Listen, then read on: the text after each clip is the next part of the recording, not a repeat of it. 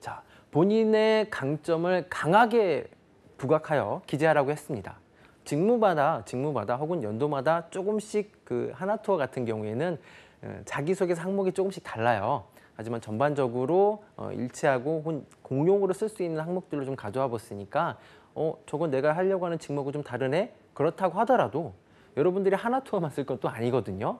아까 말씀드렸듯이 모두투어나 뭐 노란풍선이라든지 다양한 여러분들이 여행업계를 원하시는 분들이라면 쓰게 될 텐데요. 자, 그중에서도 강점에 대한 것들은 꼭 좀 다 들어갈 거예요. 어디든 들어갈 거니까요. 꼭 좀 보셨으면 좋겠습니다. 자, 그냥 강점이에요. 자, 여러분들 강점이라고 하면 어떤 내용을 쓸 건가요? 우선 하나투어 기준으로 좀 볼게요. 전체적으로 오늘은 하나투어니까요. 하나투어 강점이에요. 어떤 거 쓸 거예요? 내가 잘하는 거, 축구, 농구 막 이런 거 쓸 거예요? 그렇죠. 이제 여러분들 또 알 때 되겠습니다. 정말 직업도로 듣는 내용이지만 직무에 맞춰서 강점을 어필해 주셔야 되는 게 맞겠죠. 자, 그런데 이렇게 직무 하면서 여러분들도 좀 짜증이 날 수도 있어요. 직무 맞추겠다니까요. 하는데 컨설팅을 제가 좀 계속 해보면 많은 학생들이 직무를 넣는데 안 넣어져요. 뭐 쭉 1번부터 4번, 5번까지 항목들을 보게 되면은 정작 직무에 넣었던 것들은 한 항목 막 이렇게 되거든요. 그러니까 우선 여러분들이 첫 번째는 뭐 여러 가지 생각들도 들 수 있겠지만 정말 내가 여기서 잘 좀 나에 대해서 어필해서 들어가고 싶겠지만 기본적인 것부터 해보자는 거죠. 직무에 대한 것. 그러면 여러분들이 가지고 있는 과거의 어떤 경험? 관련 경험이에요. 자, 여기서 경험이라고 했는데 선생님 제가 호텔관광경영학과 나왔고 혹은 경영학과 나왔고 이런기도 하지만 직접적인 경험이 없습니다. 어떻게 해야 될까요? 강점입니다. 경험도 제일 중요하긴 하지만 내가 들었던 수업에서의 그런 마케팅적인 요소도 충분히 들어갈 수 있고요. 그게 아니라고 한다면 그 이외의 수업, 교양 수업도 가능해요. 다만 내가 이 직무에 하는데 만약 예를 들면 영업관리를 지원을 해요. 일반적으로 여행업계는 영업관리직이 정말 많이 뽑으니까요. 내가 여기에 들어가려고 합니다.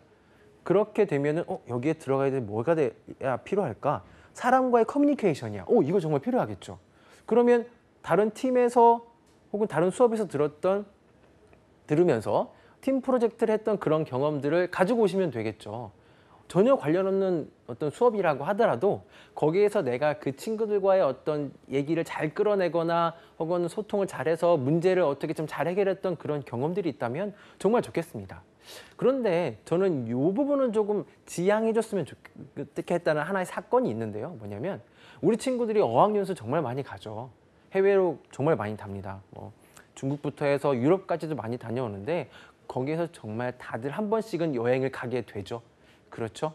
정말 거기에서 본인들이 특별한 경험이라고 한다고 하지만 대부분의 친구들이 한 번씩은 경험해봤던 그런 사건이나 사례들이기 때문에 내가 여행을 가서 했던 해외여행을 가서 했던 그런 경험들은 본인이 생각했을 때 정말 특별한 게 아니라고 한다면 되도록이면 나중에 정말 쓸 게 없으면 써보시고 그 전까지는 다른 사례를 우선 찾아보는 게 좋겠습니다. 단적인 좀 예를 들자면 그런 사례는 남학생들이 군대 갔다 왔던 경험 쓰는 거고 비슷할 수밖에 없어요. 왜냐하면 여행회사예요, 영업관리예요, 나는 해외여행 갔다 와봤어요, 어학연수 갔다 와봤어요. 그러면 뭘부터 쓸까요? 똑같은 사례 쓸 수밖에 없겠죠. 여행 갔다 왔던 그런 경험들. 본인 가서 지갑 잊어버리고, 그렇죠? 또 지갑도 좀 소매치기 당하고 대부분 다 이런 경험들이거든요. 혹은 돈을 통째로 다 잊어버려서 그 작은 남은 금액만 가지고 어떻게 여행을 했다. 대부분 다 이런 사건들이기 때문에 되도록 그런 사례라고 한다면 지금 그 사례 쓰려고 했다고 한다면 2차적으로 좀 한번 놔두시고 다른 사례를 우선 찾아보시는 게 좋겠습니다. 자, 그러면 어떤 사례를 써야 될까요? 한번 알아볼게요. 자, 직무 수행에 필요해서 능력이에요.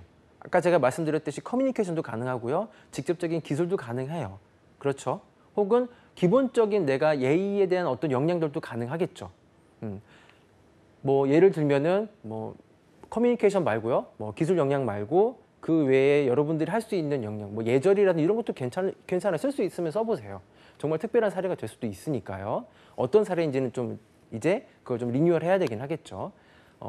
조직에 대해서 어떤 적응성 혹은 그 안에서의 충실하게 했던 그런 경험들, 협업했던 거, 내가 뭔가를 열정적으로 해서 도전해서 뭔가를 이루어졌던 그런 성과적인 측면, 자기소개서에서 제일 중요한 것 중에 하나가 어떤 과업이 있으면 그걸 어떻게 해결해 나갔는지 그걸 보는 게 맞잖아요. 대부분 자기소개서 그런 역량들을 보려고 하는데 어떻게 해결해 나갔고 문제를 풀어 나갔는지 그거를 보려고 하는데 자, 그 중에서도 제일 좋은 게 또 열정이잖아요. 열정에서 필요한 게 성과예요, 성과. 여기는 자선단체가 아닙니다. 그렇죠. 사회적으로 뭔가 사회적 가치를 풍요롭게 여행을 많이 다니게 하고 국민들에게 뭔가를 해주는 게 목표이긴 하지만 1차적으로는 돈을 벌어야 되는 곳이에요. 특히나 직무적으로 좀 차이가 있긴 하겠지만 영업 관리나 마케팅 직무에 지원하려고 하는 학생들이라 한다면 성과적인 측면, 숫자적인 측면은 꼭 좀 강요해 주셔야겠죠. 자, 선생님 저 숫자 없어요. 왜 없어요?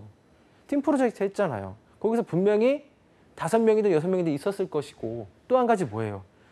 최고의 우수상, 최우수상은 받지는 않았더라도 몇 등 안에 뭐 4등 안에 들었다 혹은 뭐 10팀 중에 5등 했다. 이렇게는 성과적인 측면을 분명히 강조할 수가 있거든요. 자, 이런 것들 놓치지 마세요. 수치화한다라는 것은 나의 손을 떠나서 그 반대편에 있는 이 평가자, 자기소개서를 평가하시는 분들이 객관적으로 읽어볼 수 있게끔 하는 게 목적이에요. 그렇다고 한다면 내가 감정적으로 많은 것들을 이 안에 넣는다고 해서 그 사람들이 잘 이해가 되거나 혹은 막 감동받을까요? 물론 여러분들이 작가적인 어떤 능력이 있다고 한다면 그럴 수도 있긴 하겠지만 일반적으로 비즈니스 문서인 이 자기소개서 안에서 여러분들이 그런 글에 대한 내용을 표현할 수 있는 그런 한계점은 분명히 있습니다. 그러니까 되도록이면 숫자화해서 넘어가게 해서 그쪽에서 보게 해준다면 훨씬 지금의 여러분들이 생각하는 그 내용보다는 더 객관적으로 전달이 될 수가 있어요. 자, 또 한 가지. 강점에서 끝나면 아니죠. 그러면 내가 이 강점이 이 회사에 어떻게 도움이 될 수 있는지를 얘기해 줄 수 있어야 됩니다. 단순히 제가 계속 사례를 똑같은 걸 들게요. 단순히 팀 프로젝트를 했어요. 대학생들이니까 대부분 한 번쯤은 했으니까요. 팀 프로젝트에서 5명이었는데 거기서 이제 조율을 잘했어요 하고 끝나는 게 아니고 내가 이런 조율을 잘 했기 때문에 만약에 여행을 가게 되거나 하다못해 가이드를 하게 된다면 그 여행 왔던 그 사람들을 내가 어떻게 잘 조율을 하거나 상품을 좀 더 구매할 수 있게 하거나 추가적으로 뭔가를 더 구매할 수 있게 하거나 이런 부분들을 잘 할 수 있다. 뭐 커뮤니케이션이라든지 어떤 설득력이 있습니다라는 부분하고 연결해 주신다고 하면 그것만큼 또 좋은 게 없겠죠.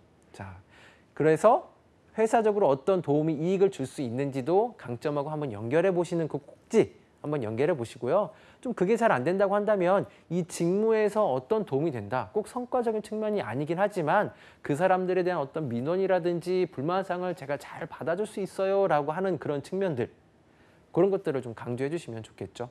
제가 지금 사례로 드렸던 것들은 쓰지 마세요.